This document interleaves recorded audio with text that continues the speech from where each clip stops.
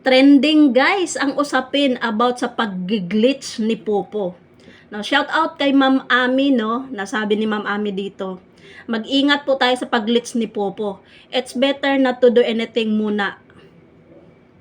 Yes po, agree ako dito.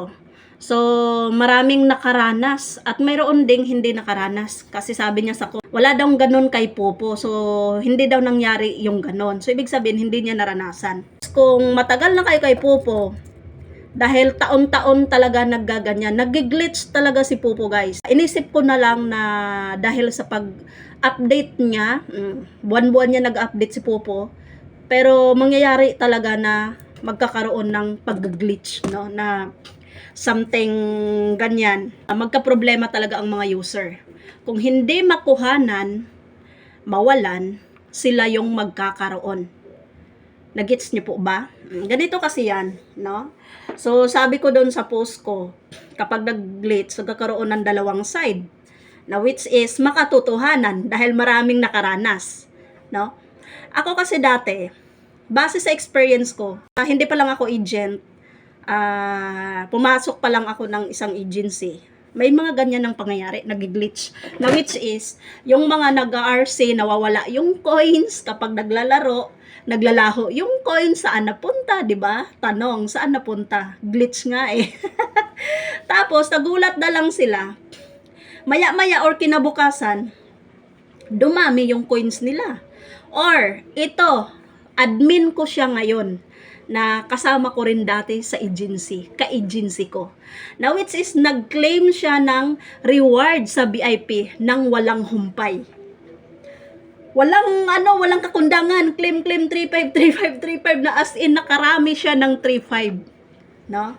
So ganun ang nangyari, guys. Ay yung iba naman nawalan. Ako naman that time hindi pa ako nakaranas kasi hindi pa ako nag-RC. Yung ibang mga nag-RC, nawawala yung kanilang mga coins. Tapos pag naglalaro sila, nawawala, as in wala. Kapag nag-usya, nawawala ang dayas, no? So mga ganung pangyayari. Kaya naman, na-share ko. Dahil kahapon, nakita ko lang din sa post na sabi, nag-glitch si Popo. Agad-agad, nag-post din ako. Nasabi ko na nag-glitch daw si Popo. Kapag ganyan, either nag-a-update siya or talagang sinasadya ni Popo yan na mag-glitch siya. Kasi taon-taon yan guys nangyayari. Dahil last year, hindi pa ako nag-content creator, nagsishare na ako about Popo. Na sabi ko sa inyo, 70k per hour pa ako nun. Na nakailang ulit akong nagki-claim ng 70k. Naka-claim na ako nung time na nag-glitch. May receive ulit, i-claim ko na naman ulit. So nakapag-claim na naman ko ng ilang beses na 70, pero tapos na akong nag-claim kasi tapos na akong mag-live nun eh. No, as in na nakarami akong 70k na sinishare ko yon dito sa page ko. Pero take note, ito din ang anuhin ko sa inyo.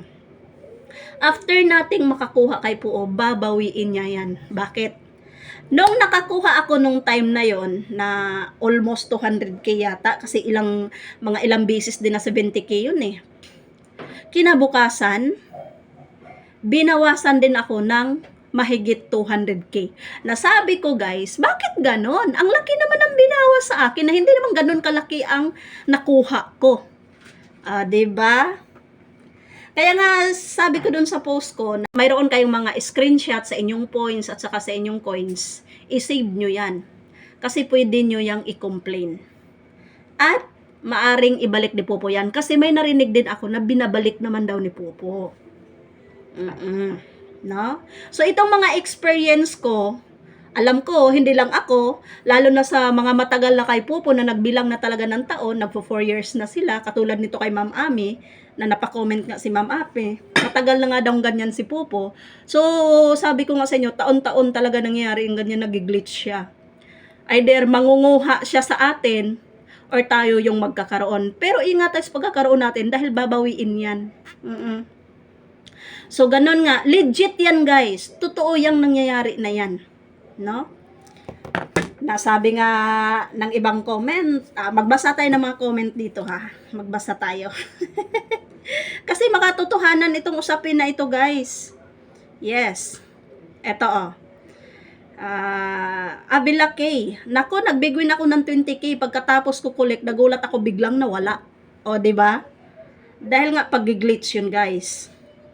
And then, ito naman. Si Ginicel.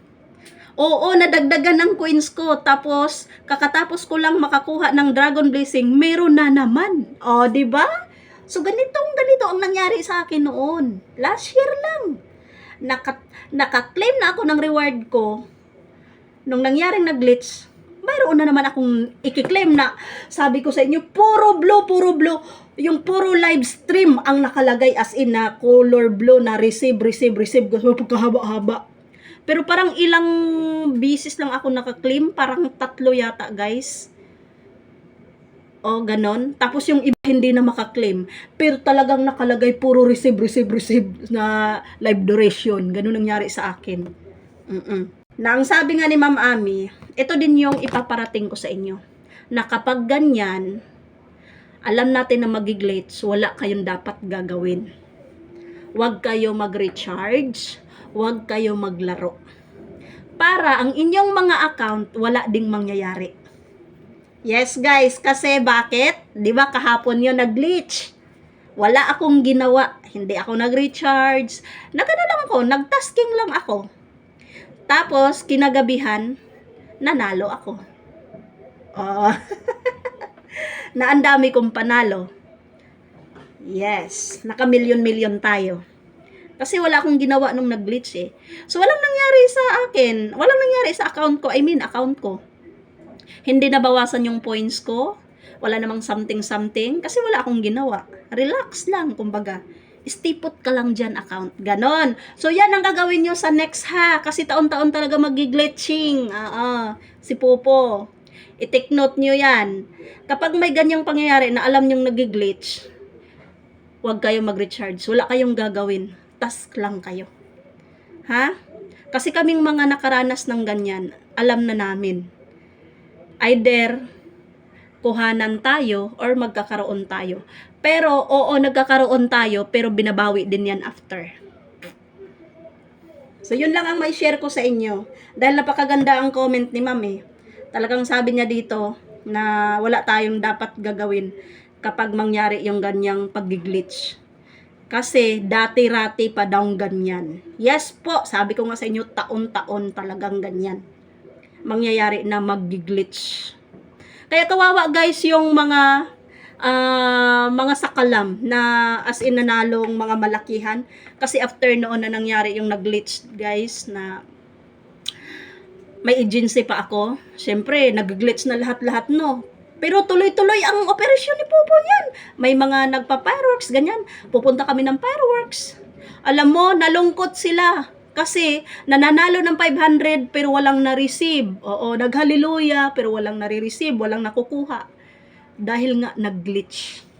Nawawala ang mga coins. At meron namang mga nadagdagan, nagkakaroon. Yes, legit po yan. Kaya kayong mga newbies, mga hindi pa nakaranas, magiging aware na lang kayo. If ever na mangyari ulit, ngayon, patapos na ang taon ngayon, so, malamang next year na mangyayari ulit yan. Magiging aware na lang kayo. Dahil dito sa sinishare ko sa inyo, kung nakapanood man kayo sa video kong ito, alam nyo na.